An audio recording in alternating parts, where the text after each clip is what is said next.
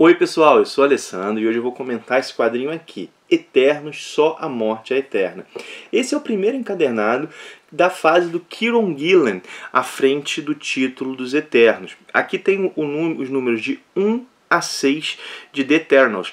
Essa série desses personagens começou a sair nos Estados Unidos agora em 2021. Com certeza, essa série veio, eu vou te dizer, na esteira do filme, não porque veio após o filme, mas que saiu, é claro, já pensando em aproveitar esse marketing, vamos chamar assim, que o cinema faz para os quadrinhos. Essa série ela é escrita pelo Kieron Gillen, como eu disse, e ela é desenhada pelo Esad Ribic. O Kieron Gillen é ótimo para Eternos, foi uma excelente escolha. Ele tem um gosto por fantasia, por mitologia, uma facilidade de trabalhar esses temas que combina bem com a proposta desses personagens. O Esad Ribic é conhecido da galera aí também, desenhou uma parte considerável do Thor do Jason Aaron, também foi uma boa escolha. O Gillen, inclusive, ele escreveu, trabalhou em X-Men, trabalhou também no Thor. Ele também tem uma série que está para ser concluída aqui no Brasil em breve, que é Die, que é uma série sensacional, que é uma fantasia sobre a fantasia, tem essa pegada metalinguística. Enfim, essa foi a dupla e a Marvel, assim, ao escalar essa dupla, acabou gerando aí, contribuindo para gerar um dos melhores gibis dela da atualidade. Assim, isso aqui com certeza é um dos títulos mais bacanas que a Marvel publica hoje em dia, não tem dúvidas disso. Se acompanha o canal, você já me viu elogiando muitas vezes aqui o Demolidor dos Chips e Dars, que não foram poucas vezes que eu elogiei esse título, eu gosto bastante dele. E Eternos, eu vou dizer assim que tá tão bom quanto. Eu até prefiro Eternos, mas aí eu julgo heróis, essas duas séries são as que mais me empolgam. Assim, e Eternos até com um pouquinho a mais. Digamos que as duas ganhem um A e Eternos ganha um a mais. Ah, e o Hulk do All Eu, que acabou lá fora, não acabou aqui. Eu tô atrasado, era um dos propósitos desse ano de 2021, pegar para ler a fase com mais sistematicidade, mas não aconteceu, vai ficar para 2022. De todo modo, o Gillen aqui faz uma coisa que eu admiro muito, eu tenho visto não sendo feita com tanta frequência, né? Que é um bom uso da cronologia, que é um excelente uso da cronologia. Ele trabalha a cronologia aqui como poucos têm feito. Bom, é muito comum a galera olhar para a cronologia como uma espécie de corrente castradora que mata a criatividade. Bom, o Gillen ele encara a cronologia dos Eternos como um repositório de ideias. A cronologia toda, os momentos altos e os momentos baixos. Tudo bem que não temos tantas histórias dos Eternos assim, mas há alguns pontos baixos. Por exemplo, a trama contada aqui nesse encadernado, que começa a ser contada aqui, ela parte da última aparição dos Eternos aí no universo Marvel. Vou mostrando um pouco os desenhos enquanto eu falo para vocês. Que aparição foi essa? Foi uma aparição feita lá nos Vingadores do Jason Aaron, no arco A Expedição Final, o primeiro arco do Jason Aaron à frente dos Vingadores. Essa fase que está bem ruim, ao meu ver. Bom, se a minha memória não está me traindo, é a pior fase dos Vingadores que eu já li. E esse primeiro arco é bem fraco, né? E o Gillen parte do que o Aaron fez ali. O que o Aaron faz nesse primeiro arco? Ele acaba com os Eternos. Vou dar um spoiler do arco do Aaron, mas é para poder comentar isso aqui. Ele acaba com os Eternos. Os Eternos cometem um suicídio coletivo. Eles dão fim à sua própria existência. Isso é feito em 3 páginas também. 3, 4 páginas isso está resolvido. Os Eternos acabam porque descobrem algo sobre a sua origem, sobre os Celestiais, que torna a vida deles totalmente sem significado. É isso que acontece. E o Gillen, ele pega essa ideia, que o arco é ruim, mas essa ideia pode até ser bem vista, né? Dá para trabalhá-la bem, mas o que o Gillen faz é trabalhar ela bem. Ele parte dessa ideia, ele trabalha a partir disso. O que nós temos aqui? A ressurreição que ocorre logo após, não é a melhor expressão, mas após esse suicídio coletivo. Mas peraí, ressurreição, eles se mataram, por quê? Porque os Eternos, eles são imortais, né? Eles só morrem se forem assassinados. Assim. Eles não morreriam de causas naturais ou algo desse tipo. Eles também têm uma certa eles são fixos em certo perfil, né, de idade. Então eles têm certa fixidez em relação a algumas coisas. Só que eles podem ser mortos, como eu mencionei. E caso eles sejam mortos, há um mecanismo de ressurreição. E esse mecanismo já foi usado outras vezes. E aqui o que nós vemos é os Eternos voltando. Nós vemos o último a voltar, é o Ikaris. A trama começa a ser contada a partir dele. Depois nós vemos outros aparecendo, como a Duende, né? O Duende era homem, né? Só que essa máquina o fez ressuscitar como mulher dessa vez.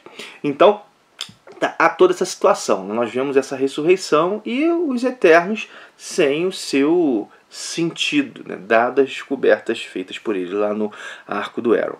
E temos algumas coisas, como eu disse, o retorno do Duende, né, agora a Duende. Temos também porque o Duende voltou, mas ele não voltou como todos os outros, porque ele havia sido excluído desse mecanismo de ressurreição. Essa é uma pena máxima. Alguns Eternos receberam essa pena. Nós vemos que Eternos foram nessa história. Acontece também, e aqui, gente, estou contando só coisas do começo da trama, tá? Do comecinho da trama, não são spoilers que vão estragar. A morte dos Zuras, o Zuras é o líder dos Eternos, e uma certa quebra desse mecanismo de ressurreição. Ou seja, que se morrer agora, vai morrer mesmo. Tudo isso está ligado à saúde do planeta Terra, que é uma espécie de máquina que os Eternos têm que proteger. Isso faz parte da missão deles. Essa, inclusive, é o planeta Terra que é a narradora, né? A Terra é a narradora da história. Bom, e tudo isso também, além disso, perdão, não é tudo isso, né? Além disso, há um grande mistério, né, em torno, isso está tudo ligado a um grande mistério, a um assassino e um possível traidor entre os Eternos. Ou seja, a possibilidade do fim dos Eternos, isso está ligado ao próprio fim do mundo. E os Eternos lidam com isso como algo deles, né? O mundo está sofrendo certos desastres climáticos, e aqui o Gillen assumiu algo que está desde o início, né? Os Eternos, quando o Kirby os criou, não era para eles fazerem parte do universo Marvel, isso foi imposição editorial. Ou seja, os Eternos, eles estão no universo Marvel e acabam ficando bem à parte. Aqui o Homem de Ferro aparece, há menções ao universo Marvel, mas a história se desenvolve à parte, né? Um grupo acaba sendo, claro, protagonista, são centenas aí de Eternos, não vão ser todos que vão ser trabalhados, e desse grupo tem Athena, tem o Duende, tem o Phastos. Eles praticamente todos têm seu momento, sua personalidade aparece. Tem a Circe, ou a Circe, não sei como é que é a pronúncia. Vou pronunciar Circe, eu sempre pronunciei assim. E o final da edição cria um novo status quo, uma nova situação, algo que respeita tudo que veio, mas muda os rumos dessa espécie, né? E cria uma situação eticamente complicada, para dizer o mínimo, assim.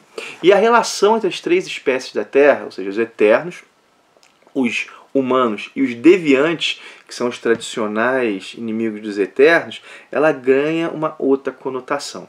Vou dizer para vocês que os Eternos do Kieron Gillen são tudo o que eu esperava dos Eternos do Neil Gaiman. Eu fiz resenha recente aqui no canal sobre os Eternos do Gaiman, e eu disse que a história dos Eternos do Gaiman é só mais uma história de super-heróis. Aqui nós temos um conto épico de ares mitológicos, diálogos ótimos, assim, diálogos ótimos. Os desenhos são muito bons. Os desenhos dos Eternos do Gaiman era John Romita, não eram desenhos ruins, mas para uma história com esse ar mais mitológico aqui, acho que tanto os desenhos do Esad Ribic quanto a paleta de cores utilizada, deixa eu ver quem faz as cores para mencionar aqui, né? É o Matthew Wilson. A paleta de cores foi muito boa. A tradução é do Rodrigo Oliveira. Bom, para mim, de novo, mais uma vez, sem exageros, é a melhor coisa feita com os Eternos desde que o Kirby saiu da série. Eu não li uma série dos Eternos, então vamos colocar aí essa minha fala com condicional. Não li a série dos Eternos dos anos 80, mas dada a recepção crítica, eu imagino que não vai mudar tanto a minha opinião. Mas vamos deixar, vai que, né? Enfim, bom, colocando esse condicional, essa é a melhor coisa dos Eternos já feita desde que o Kirby saiu da série, e também uma das melhores séries em publicação da Marvel no atual momento, assim. Trata algumas discussões bem interessantes. Por exemplo, isso aqui não é um spoiler, mas Eu estou pensando a partir da série, né? Pense o seguinte, né? Se seu privilégio, ou qualquer privilégio que você tenha, algo que para você é ótimo, fosse às custas do sofrimento dos outros, se você descobrisse isso, o que você faria? Aqui aponta certa racionalização dos custos do próprio privilégio, né? Um apelo a fatalismo, as coisas são assim mesmo. A ideia também de que eles são eternos também na identidade deles, os erros deles são eternos, né? Como é que se aprende a mudar? Como é que se aprende a mudar? A última página da história, a última página é ótima, é ótima. A última página é ótima e redefine aí até o próprio olhar sobre os deviantes. É muito legal, é muito legal. Gente, vamos lá, perguntas que o pessoal faz. Dá para ler isso aqui sem ter lido as outras coisas? Em termos de compreensão, ao meu ver, é de boa. Ao meu ver, é de boa. Em termos de compreensão, não é uma história difícil de entender. Em termos de apreensão do projeto do Kieron Gillen, os diálogos que ele faz, eu recomendo, pelo menos, ler Os Eternos do Kirby, que foi publicado em ônibus aqui no Brasil esse ano, de 2021, e o do Gaiman. O do Aaron, basta saber um pouco isso, quiser ler lá. O do Aaron não é uma história... Bom, se o do Gaiman não é, ó caramba, que história sensacional, o do Aaron, as histórias do Aaron dos Vingadores, onde nós vemos a morte dos Eternos ali em 3 páginas, menos ainda. Mas se quiser ler, o nome do arco é a Expedição Final. Mas se quiser pegar a apreensão, pelo menos o do Kirby, né? E do Kirby principalmente, do Kirby é a base, e talvez aí o do Gaiman, talvez o do Gaiman. Enfim, né? É um grande gibi, me empolgou bastante, tô louco para ler a continuação, ganhou áreas de prioridade aqui, aquele tipo de coisa que assim que chegar vai pro topo da pilha. Enfim, minha gente, estou bem empolgado com a leitura, deu para ver. Segurei um pouco os comentários, porque as coisas talvez mais interessantes dependem de spoiler, né? Então eu resolvi nesse vídeo pelo menos segurar um pouco. É isso, minha gente. Valeu então por ter assistido. Já sabe de tudo, né? Curte, comenta, compartilhe. Deve ter ouvido um pouquinho os gritos das crianças aí. Mas casa com criança tem 2 crianças aqui e 2 na casa de baixo aí, né? Na casa aqui perto da vizinha. Então não tem jeito, né? Bom, mas espero que não tenha atrapalhado. E de todo modo é isso, eu não tenho os vídeos. Bom, lembrar também do link da Amazon, né, que está aí na descrição. Caso você fazer alguma compra nessa loja, se você usar o link, você ajuda demais o canal. Tem da Amazon, tem da Panini. Vou ver se os Eternos estão sendo vendidos lá na Amazon também para deixar o link especificado. Qualquer compra que você fizer entrando nesses links, você ajuda demais o canal, né? É o que permite que o Ministério, continue vídeo após vídeo. Enfim, minha gente, é isso. Valeu por ter assistido. Um forte abraço e até o próximo vídeo.